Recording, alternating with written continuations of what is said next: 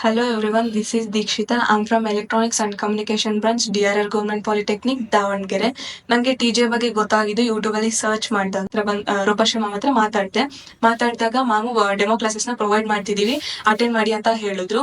Demo classes ನ attend ಮಾಡಿದಾಗ ನಂಗೆ ಬಹಳ ಹ್ಯಾಪಿ ಆಯ್ತು, ಕಾನ್ಫಿಡೆನ್ಸ್ ಬಂತು.